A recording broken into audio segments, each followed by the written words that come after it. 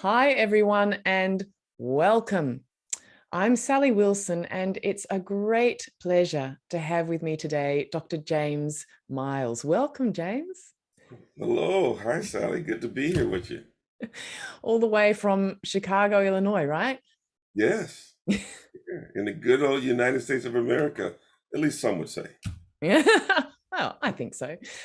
Um, you know, I really find it a great privilege to talk to you today because I'm aware of some of your extraordinary experience that you've had during your life, and also the ways that you're using your experience to create resilient communities, communities with heart, in all different ways, in economics, in your doing good daily kind of principles. And Yeah. I'd love for you to just tell us a bit about how you work with communities to create those sustainable, wonderful outcomes. Oh, sure, Sally. So let's start with the doing good daily. That's probably like this nice microcosm. So Yes. the doing good daily ideal is every place to go, no place to hide.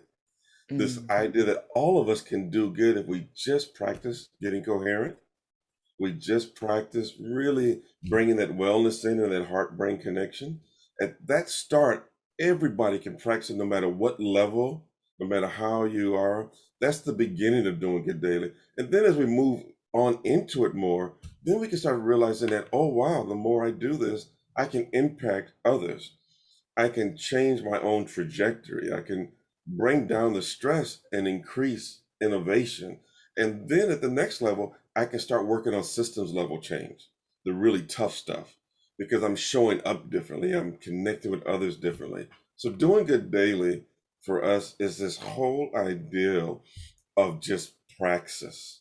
And that's kind of some of that little technical language, but basically it's just applied theory where we're taking these ideas and this concept and all this learning that's out there and we're making it personal and we're making it alive and we do it right where we are. And it's like a huge experiment that can only show up good results. That point where you do it right where you are, you Yeah, know, so often we get kind of carried away with the future over there, and it can seem unattainable because it just seems like, well, how do we get there from here?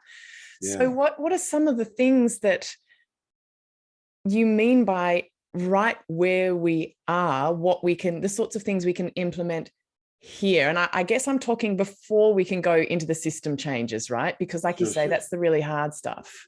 Yeah. So I had a fascinating discussion. I had a couple of discussions yesterday. And these are with very accomplished, very grounded people in their field of work. And one discussion, for example, right where you are, one discussion was higher consciousness. When we tap into higher consciousness, then that's the place where we can overcome so much and we can come together, we can make things happen. And I absolutely agree. Mm. However, before we can get to that point, some people need to know that you see me right where I am. Some people need to know that you're not just asking me to now become compliant with another set of rules or framework that comes from over there Yeah. and I'm here. Does it speak to me here? Yeah. And so a great example of that was this was probably about a year ago. I was on a radio interview. I was on there with someone else. Again, very, very, very strong person, in just this whole way of thinking and moving, been at the work for decades. Mm. The radio host misunderstood what, my colleagues said and thought that what was being suggested is to be weak. So this idea of getting coherent means being weak, and Mm. therefore if I get weak and I just sharing love. And the radio host was like, "Well, no, that's not going to work because these people are fighting." So after a little bit, they kind of came to understand that no, this is very rugged. What Mm. we're talking about is rugged, but that's an example where before we can get to that higher consciousness, where things just come together, how do we go through the other steps? And one piece is understanding that it's the space between us that's most important, and how we come into that space, how we share the goodness of these tools and techniques and our own personal journey. But it's not just about me sharing that with you. It's also, what does Sally have to say? What Mm, is Sally bringing in here? And then how do we shape a path together? Now, doing good data can start happening right where we are, and the outcomes can start changing.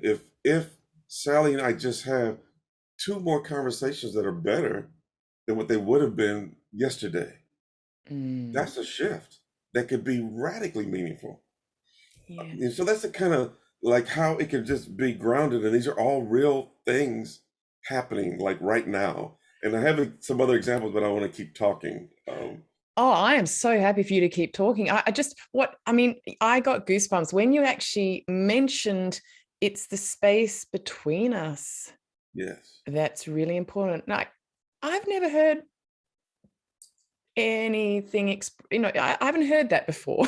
I haven't heard that. That had a really big impact on me just now. That's the space between us that's so important. I Yeah. love that. Yeah. Yeah. We spend a lot of time in almost like an energetic, philosophical, theological, personal tug of war. Hmm.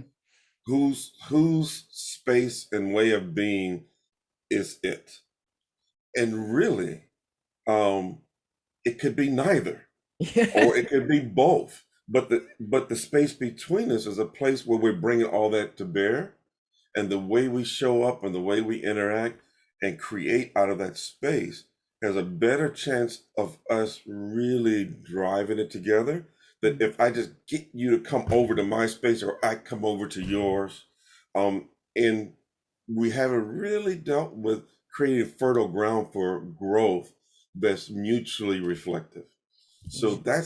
that's huge at every level. One example. So I was working with some senior nonprofit executives, and the interesting thing was that these leaders, in addition to all the challenges they face on a day-to-day basis, just trying to address the stuff that's happening with Yeah. their constituents and in community, they have issues with each other. And it's not a lot of times the way funding's done, the way policies are done, the way NGOs operate, it creates a sense of scarcity. So Mm. you got leaders struggling, fighting, who gets to claim it, gets the dollars. So anyway, they're on a really important call. These leaders had a blow up. Kind of one of the worst places to have a blow up. Funders are on there, and so I get this call like, okay, and that's when they call you Dr. Miles. They don't call you James then. Okay, Dr. Miles, we have a situation.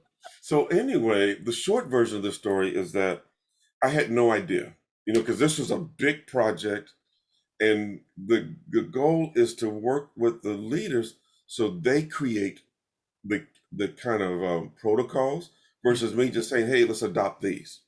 So anyway, this was a big break in like two of the key leaders.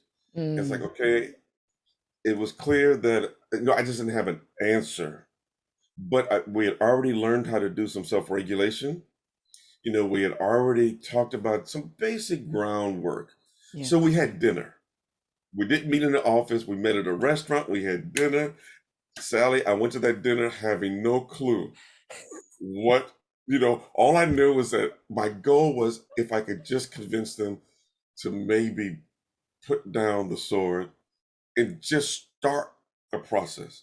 Yeah. Well, the space between us, right? Now, in this case, there's three of us at this table, two of them who really are having issues with each other. They didn't have an issue with me, fortunately, so there was an ability to kind of Hmm. guide this.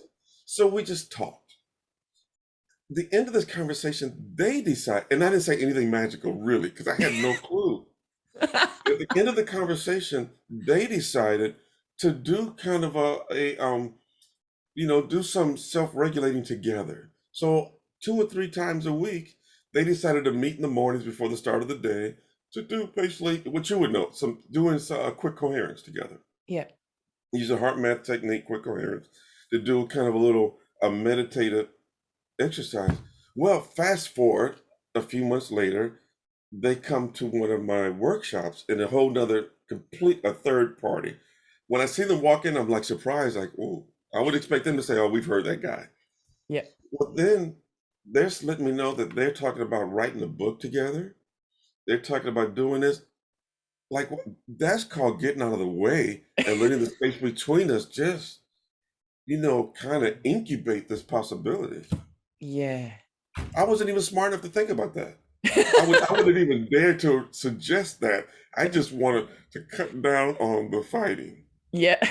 But it's like the magic happens in there. It's like we like to talk about amazing happening when we Mm. just come in there and just get into that kind of intentional space, energetic, from a positive, energetic way. And then if we have tools and techniques, can we share them together Yeah. and see what comes up? Yeah. That's where the rubber meets the road so many times in moments like that. Yeah. Yeah. And can we just peel it back a little bit for people who have never heard the term coherence in the way that we mean it? Can you just talk us Sure. through that a little bit? Oh, absolutely, absolutely. So it's when your heart, your mind, and your emotions line up.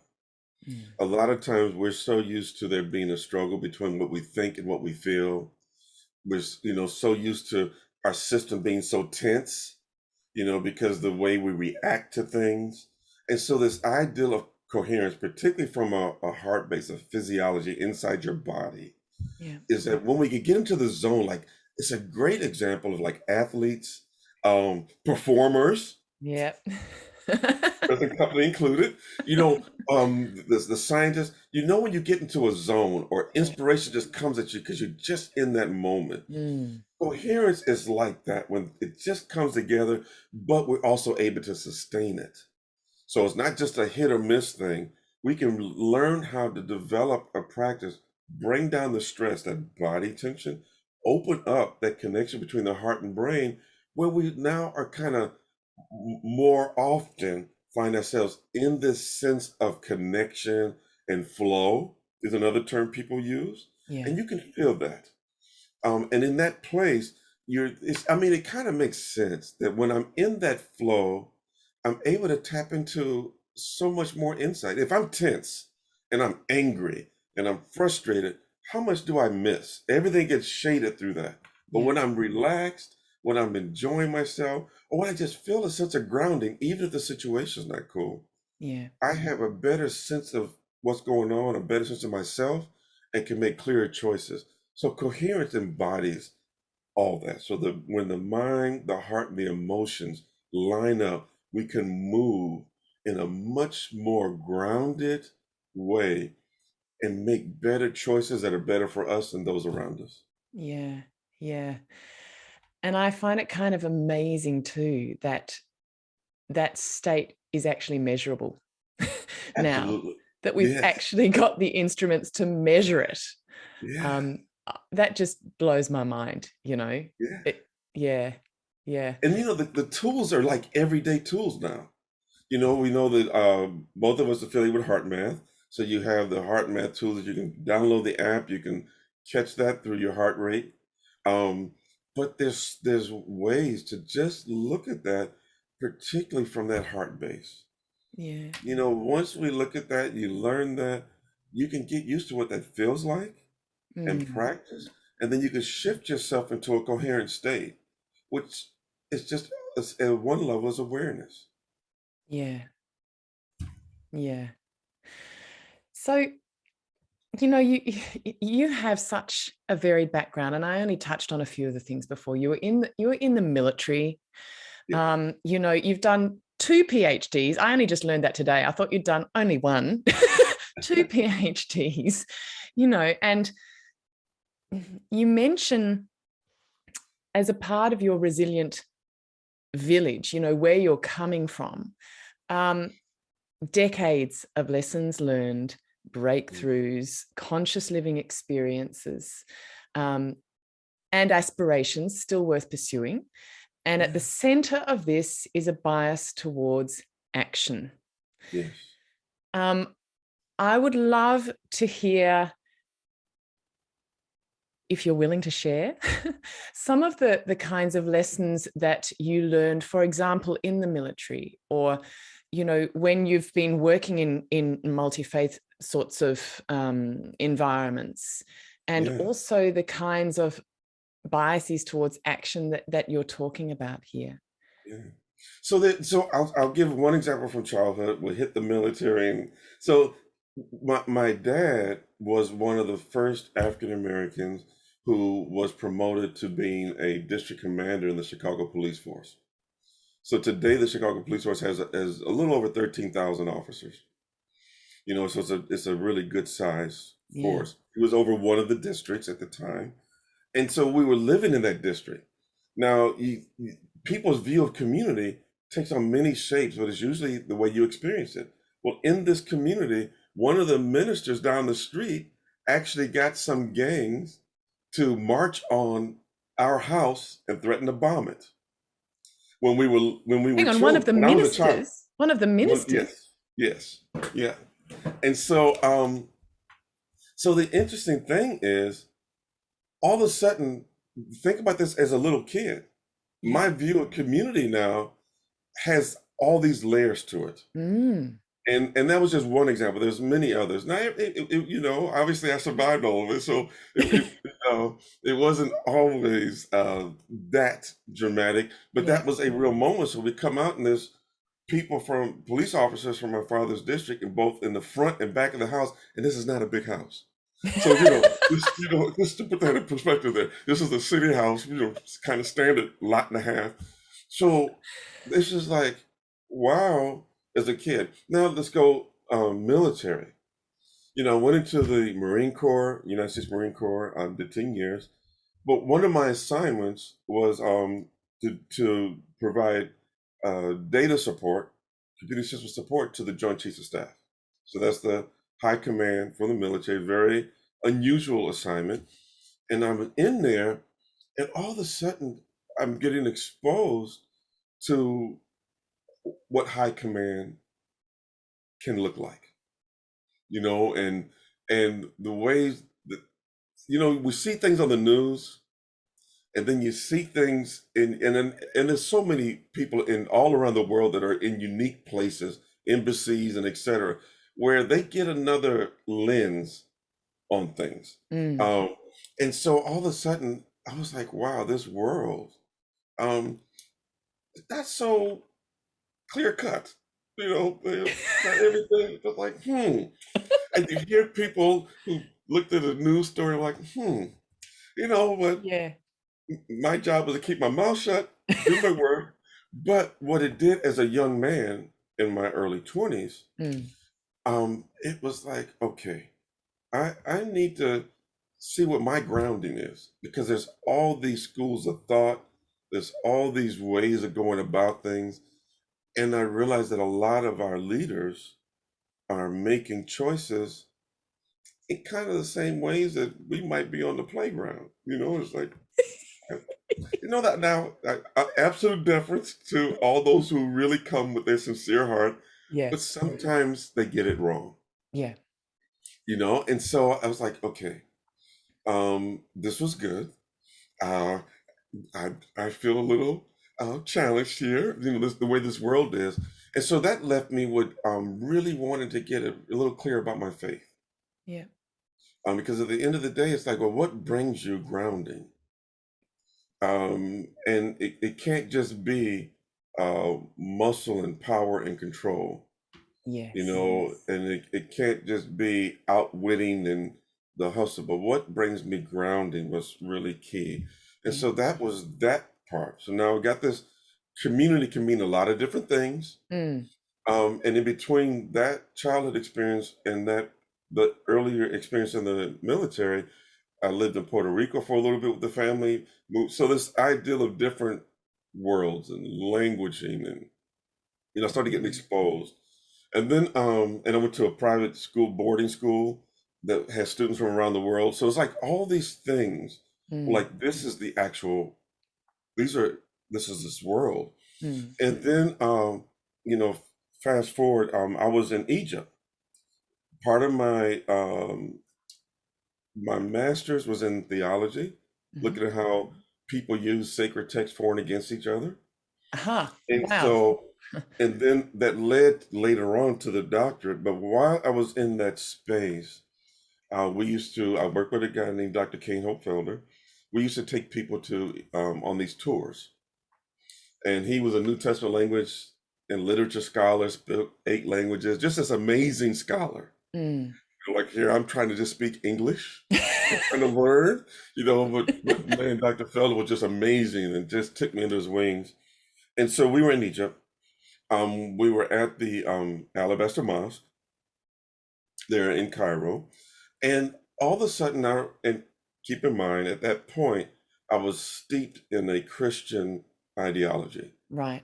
That was the ideology I was steeped in, oriented in, I was familiar with. I Mhm. had a sense of how I felt movement, Mm. you know, in me. So I'm Mm. at the Alabaster Mosque, a Muslim, the fascinating space and the history, but I found myself being drawn to, attention wise, being drawn to these people standing over here who clearly their representation would have been of the Muslim faith. And I felt like there was something special going on with them. Well, that's the same kind of intuitive hit I would get at the Christian church back at that time. I was back on the East Coast in the United States, in the Mm. Washington, D.C. area. Mm. So, but according to that theological teaching, that shouldn't happen. This is a Muslim site. Yeah. It can't have that inspiration. Well, Yeah. I was experiencing the same thing, even I didn't, these were mostly ladies, so I wouldn't go over and talk to them. Yeah. But then all of a sudden, it was this challenge again to get clear about, am I really listening to that inner witness, or am I following a formula that may not really be so true? Yeah. And so those are just some examples where this journey would keep me questioning and growing and just coming to understand. And then the final one was when I was doing the second doctorate. And so I was working with Dr. Terry Mason, who was the chief medical officer for Cook County, Illinois, which is the third largest county in the United States. And so I was doing this project, and I needed to take his ideas and convert it into this model we call the Center for Total Health. And so one of the things that was interesting was that Reiki, because what does it mean to empower people? And remember, it's a regulated health system, so you can't just do anything. Yep. It needed to pass muster. Well, I was fascinated that Reiki was accepted Mm. within, these medical protocols. Now, that Mm. doesn't mean everybody liked it, Yep. but at Yep. least so I was like, well, let me go learn a little bit about this stuff. Yeah. And instead of just having it something that I've experienced in different ways over the years, let me actually go in whenever I really do. That's the bias towards action. I Mm. always want to understand it. Yeah. Let me connect with it. And that's just been a hallmark. Whenever I take over a new position, I want to understand the teams I'm working with.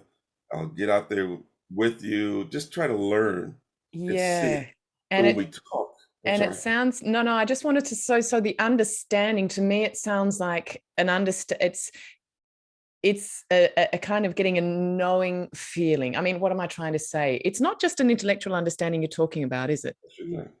Absolutely not. It's heart, head, and gut. Yeah, okay. And the gut usually comes when I can feel myself walking it out. The heart is, for me, this is just James Miles, the heart is that kind of central regulating. The head, though, it helps me to take that information and drop it into this place where I can do stuff with it. And I can do it with others. Mm. Because sometimes, a big mistake is thinking I can do it. So if you just do it like me, or I just get out of the way and watch me do it, that oftentimes, what's that saying? If you want to go fast, go alone, but if you want to go far, go with others. Mm. And this ideal of really what that means and the solutions we need today Mm. are the ones that help us go further and more sustainable. So, Mm. so I'm in there with Dr. Mason. We're doing this work. And then I started really going a little bit more into energy and realizing that, wow, there are some crossovers from that early computer systems work to all this, computer community development and theology to now biofield. And this is science. I love science. This is signs this is real. And so these are like little examples along the way of how it kept showing up in my journey, the Mm, challenge and then the response. yeah. And I'm really interested when you talked about faith, Yeah, you talked about the inner witness. yeah, Um, can you just describe that yeah, for yeah, us? yeah. So there are the four dominant connections. When I'm in my faith discussion: God, neighbor, nature, and self. Hmm. And so this ideal that all of those intersect in that sense of inner knowing. If all Mm, I have is a head knowing, hmm. 9 times out of 10, I'm not going to have what I need when the challenge faces me. But when I Hmm. can drop that down into an inner knowing, and that usually takes practice, it takes getting used to listening. If you're in God language, to that God language inside, if you're into self-efficacy, then the sense of attunement and Yeah. connection with Yeah. self, Yeah. why did I really do that? What's really going on here? And so that inner witness is that place where all those connections can come together, according to your own growth and development. Yep. And the more I really nurture that, um, then the more I actually can tap into that. I can hear the wisdom Mm, and intuition and guidance that's available to all of us. And the yeah. more I can really get that, and I learn how to recognize that feeling, that sense, that tone. Is that thought coming from fear, or is that coming from my faith? You know, Yeah. things like that. And so for people who don't relate to, as you said, God language or even the word God, or don't think of themselves as religious, um, would you say that it's still possible for them to feel faith and to tap into that intuition? Absolutely. Yeah. Yeah. I mean, it's there. There is even if we take the most orthodox in almost any tradition, there's a sense of knowing that the way we're wired is universal. Yeah. And so what religion steps in and says, we have a piece of that wiring to help you really activate it. But the person that's not in that space, they still have that wiring. And this ideal of being able to tap in to a sense of inner guidance, Mm. you know. Now what you connected to, that's all bets off, that could be all over the map. But the ideal of what drives you. So for example, we wrote a course around moral injury and moral injury versus PTSD. um, is that moral injury is saying that I did something or was told to do something that violates my sense of moral code, versus I just had this traumatic event that I just really wrestle with. That's And interesting. so the ideal of moral injury then is that you have to be ready to Mm, walk through and almost let that go. Whereas in PTSD, the therapies can help you move past it a mm, lot, but in moral injury, those same therapies may not work. So one of the things that's interesting is that we do a lot of talk about soul reclamation. Doesn't matter what your faith position is. It's just saying that there's a piece of you that's been left someplace because of this experience that you kind of broken. You know that mm, piece of you. And so when you want to call that back together mm, and reclaim that part of you, then you're claiming that part of your soul back. That's mm, another way of going into this discussion about that inner witness, because you know that there's a piece of me that I just don't like, I'm afraid of, or I just can't touch it, or it's been wounded, and therefore I don't want to grab that. Well, or it just seems distant. I just can't get over that. In the case of trauma that still is very strongly experienced. Well, this mm, the inner witness is the journey towards that. It's one of those things, like first it could look like, um one, you know I'm okay, just like I am, as clean or dirty as I am, as this or that, I am me. Even if it's not okay, I'm me. Yeah. Now, the me that I am, my meanness, we can evolve that into, well, what do I like? Or what do I want to work on? Not what you tell me. Mm, Where do I want to be? Now, what can I do with that? And then do some reconciling, doing that soul work. And mm, so we found in that moral injury work that soul reclamation, starting with just owning your story, no matter how, no matter what that story is. What mm, is your story?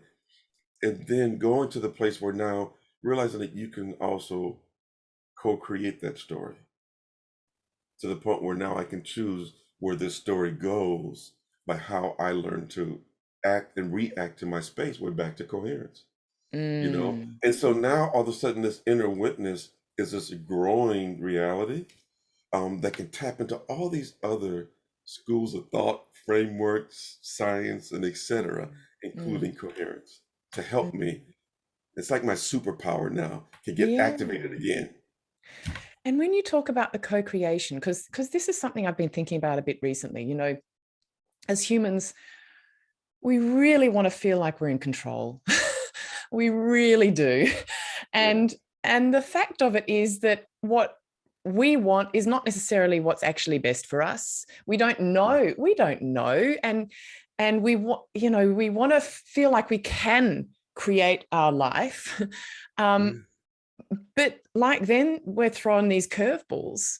yeah. So can you just talk to that a little bit? Yeah, so I love the word responsibility Mm, because if we break it down, it's response able, or mm, when we separate those two out, and then the question then becomes, what is this ability that I'm trying to have a response connected to? mm, Now all of a sudden, no matter what curveballs or things happen, I still have this ability to learn how to self-regulate. I have an ability to learn how to make sure that that thing that always gets me mm, doesn't get me as quickly or as often, and to the point that maybe doesn't get me at all. mm, And so at that point now, I have that thing I can work on. mm, And at that point, I have choices I can make that maybe before, when I'm just reacting to everything, the choices were really made for me, even if I thought I was controlling it. right. But when I can practice this response ableness, now all of a sudden, I can say, okay, um, I need to be able to do this. I want to do this better. Mm, So in a personal example, to kind of tell on myself, is this idea that I'm great at taking an ideal and converting it into measurable, executable strategies that mm, people can follow. That's a mm, thing that I found that I can do. I even have a trademark on a process for doing that. Here's what I had to learn though. I was doing a lot of that through stress, mm, and I had to own that. No matter how much we were breaking through, it was just muscling through. And what was the impact? So at one point, I had some of the people I worked with send me to the hospital because they thought I was having a stroke. So mm, here is, the guy himself making mm, things happen. And so now all of a sudden, in that process, we include temperament, mm, and say, okay, how does it's not just that you have this goal and this is the way you can do it. What's the temperament? So I may be a teacher. Um, and Sally says, okay, you're a teacher, James. I want you to come and work with this group. Well, maybe I teach, middle school or, young kids. I don't want to do anything with young kids, temperament. But I'm open to either adults or I'm open to helping you structure it. I don't want to teach it. Like where's the temperament? Where are these? And so now all of a sudden it gets into knowing yourself. mm, Remember the space between us, how we navigate that space. Maybe the issue was James just got tired of feeling alone in the classroom. But says, mm, well, no, we got a whole team.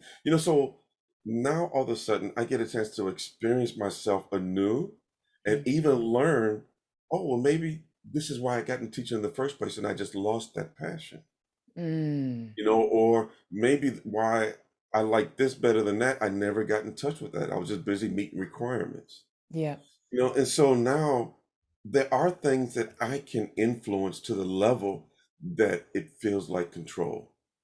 Okay. And there are things that I can shift the reality of just by how I show up, Mm. you know. And so at that point, I'm experiencing my superpower that's always been there. Mm-hmm. And that gets into that next step. That's why I like response ableness when it comes to this ideal of navigating life challenges and choices, Mm. no matter how crazy or great, each season Yeah. seems to be. Yeah. And you bring up passion and purpose. And purpose is something that, I think most of us struggle with at some time or another. Sure. Like, when I was singing, I didn't even think about my purpose. That's just what I did. It's just what I wanted to do. It's just, and then when I stopped singing, for the first time in my life, I was like, oh, this is what it feels like to not quite know. And so can you, yeah, just talk about um, what purpose is, why or if you think it's important, because some people don't seem to have a real purpose and they're just really happy. Do you know what I mean? It's Yeah. something that I think can feel loaded and stressful for people, having to find their purpose. So there was a lady that I met. This was a little while ago. I was in Arizona on a project, and she says, "Yeah, I don't take jobs and stuff. I teach piano. It's easy. I don't have to deal with all that stress. This keeps me in my happy place." And but as we talked more, it was like she had a sense of both direction. She had an approach, and she had a sense of purpose because she still, in fact, she was in a discussion with me because we were talking about sustainability. I Hmm. was on this international board at the time. And so this ideal of purpose, I think we all have some form, whether we're connecting with it. The Mm. other thing about it is that we may not be comfortable owning it. We may not be comfortable with, because when I own my purpose, I'm also seeing what it is I need to do. And Hmm. sometimes I'm not ready to accept all the things that might call for me to do. I might be afraid of, think about imposter syndrome, where you think about someone who, I'm just afraid within myself. Hmm.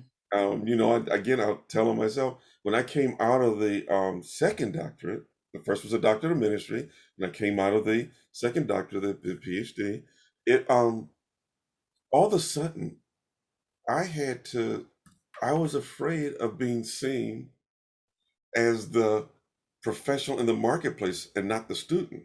Yeah. There were things that the student covered, even though I was doing amazing work, cutting edge, but it was like I kind of cloak it underneath Yeah. that. Yeah. Well, all of a sudden, I had to let that go. Yeah. Sometimes stepping in front of a group, that's no longer rehearsal. It's like I need to do this now. You Yeah. know? And so I may want to make the purpose little p. I may want to take the p off and just call it purpose, or something. But this notion of owning that, because this is just what I believe, is that the more we move away from it, the less true contentment we have with what's going on. The more we let somebody else define that purpose, and we don't really integrate with it, then all of a sudden, you find yourself with that. What's that little metaphor? You climb the ladder of success only to find that it's against the wrong wall. Yeah. Right. And so this idea of just owning wherever we are in that, Mm. and then using whatever tools are at your disposal. Of course, we would recommend some of those that we learned and practice, Yeah. but use those tools. It could be a moment of quiet. Mm. Can I give one other example? Yeah, On please. that? Yeah. Please. So, in between the doctorates, I had a terrible set of circumstances in my life journey that caused me to just question everything. Because I had such an unusual path that I started accepting a lot of the questions like, well, you got to fit in this box. You got to fit in this. Your problem is you just whatever. Yeah. And so, and because of all these things that happened, I was internalizing it. Mm.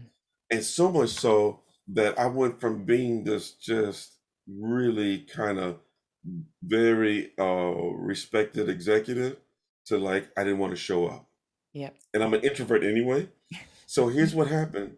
I initially said, I told myself, you know, you, James, if you don't keep showing up, you're going to retreat into some kind of little shell and it's going to be much tougher. So the first thing was just keep showing up. Well, then I started going to events and things and I would go and leave. So this is not, you know, I remember I'm coaching myself. I'm like, okay, this is not the way to do this, you know? And so I was like, okay, now when you go, show up and do one thing good. So that was the next thing I put on there. So then I would go out shop and I say, oh, hey, Sally, you look great today. Boom. Out of there.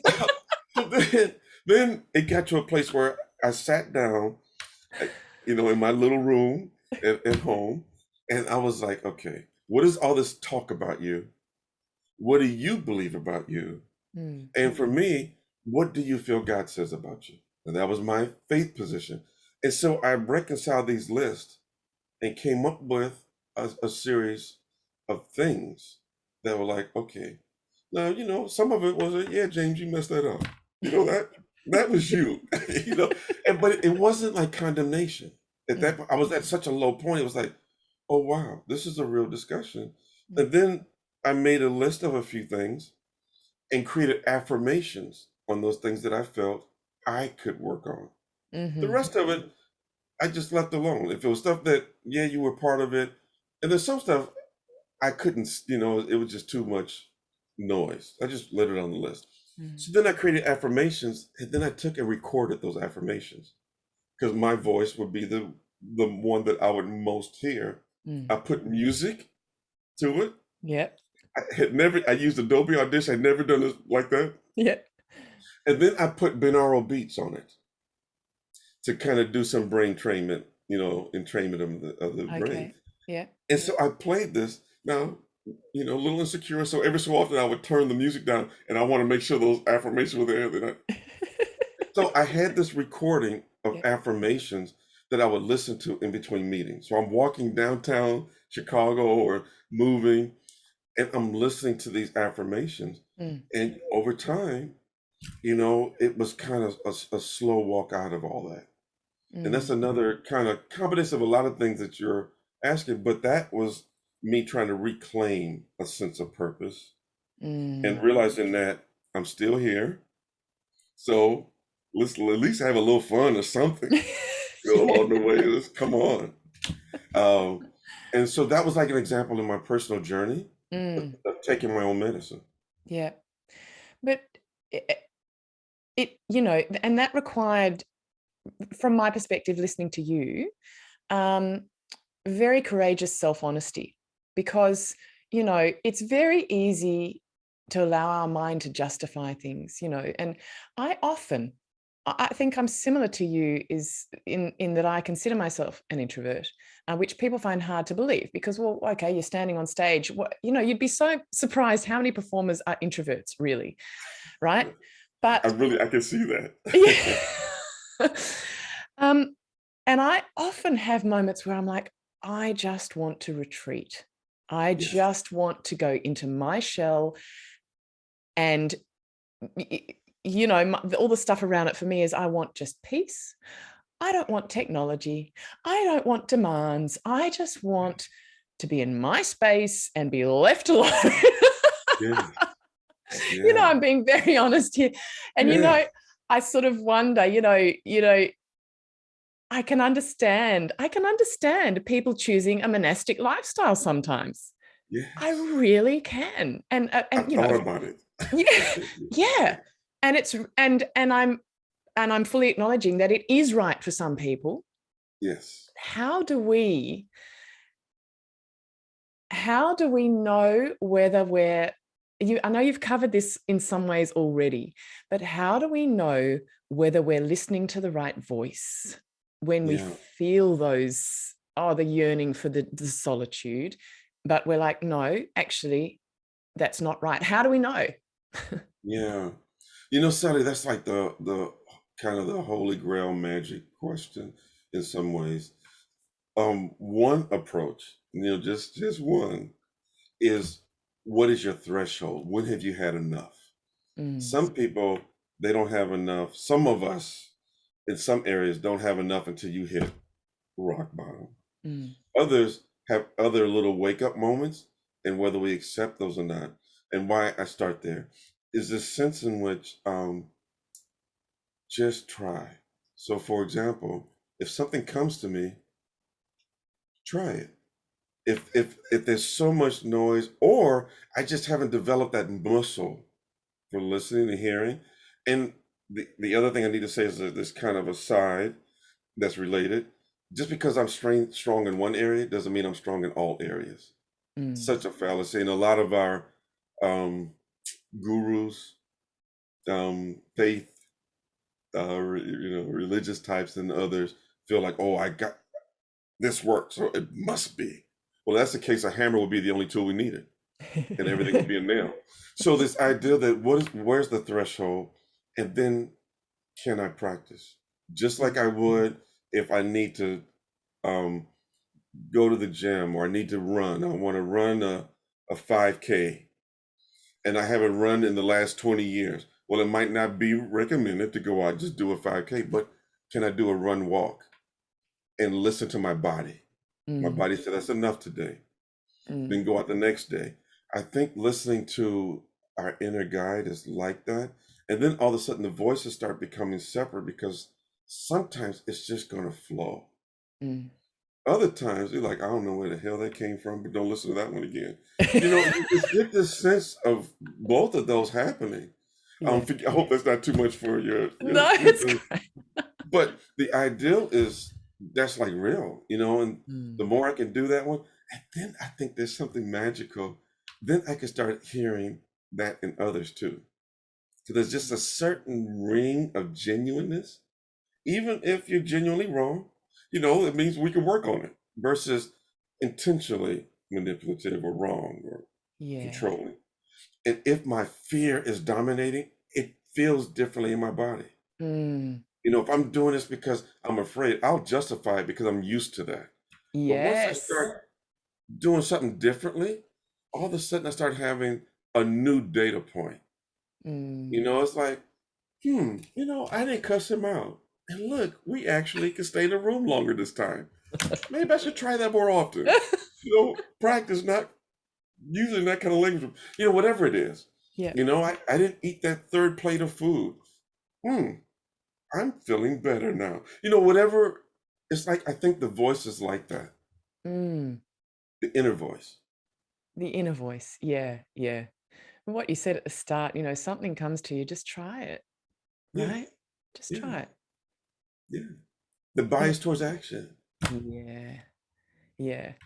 Baby, don't just try going and living in a monastery for 10 years, if that's not right for you. But yeah, yeah, I totally get what you mean there. And I think that's probably, from what you've said, is probably very helpful for a lot of people who are listening. So thank you. Yeah. Well, there's another piece to that also. Don't just I'm frustrated. I'm angry. This has been so long. I've hit a threshold. I can't take it anymore. Mm, So far, we're okay. It's a terrible feeling, mm, but now response ableness. If the first thing it says, you know what, just drive your car across the other lane, it'll be over. That most likely is not the best and highest use of all that you are. yeah. But if it's like, just go, just go over and talk to someone, or just stop. If walking across that bridge is going to bring up too much, stop right here, Yeah. no matter who looks at you. Mm, If it's like, what's that? It might be the second thought or feeling or the third, but there's a different vibration Yeah. when we know that fear and anger and all these things are driving Mm, versus there's if we can go like we're talking about the soul reclamation mm, for most people, not all, dealing with the trauma was mm, most dominant, but there's a moment of appreciation of something. If I can just see that one split second, what does that feel like to me? mm, Now, can I look for that feeling? There's just practical ways that we can start really walking with ourselves.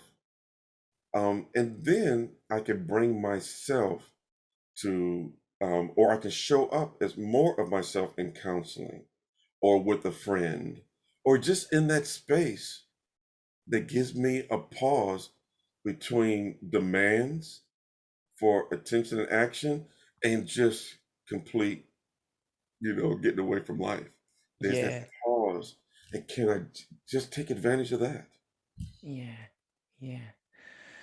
James, what a rich conversation. Well, what you had to say was incredibly rich for me and enriching. And I'm sure it has been for people who are listening to the podcast and also watching this on YouTube. I'm so grateful for your generosity and for sharing all those insights and giving so much of yourself to us in this conversation. Thank you. Thank you for having me, Sally. Love it. Love it. And I so appreciate you and my experience with you. Hopefully, we'll have more. I hope so too. Give me more. Absolutely. And if people listening want to look at some of your work or connect with you, they can do so. I've got, so your website is resilientvillage.net, Yes. right? Yes. And you're on LinkedIn, and we'll put the links in the blurb so people can find it there. But you're on LinkedIn. Is it under Dr. James Miles Yes. James L. Miles Sr., Dr. James L. Miles Senior? Sr. Yeah. Whole mouthful there. But that's it to me. The bald headed guy with the shirt and the suit. Really, it's been such a pleasure, and I'm so grateful. And what can I say? This conversation has left me with a lot to think about and to feel about and to apply in my life. So thank you, James. Well, thank you. It's been an honor and a privilege to be with you. And I'm looking forward to the updates. Me too. And listeners and watchers, thank you for being a part of this conversation and this community as well. We really appreciate your being a part of it, and we look forward to more. So thank you and goodbye, everyone. We'll see you again on the waves next time. Bye. Bye-bye.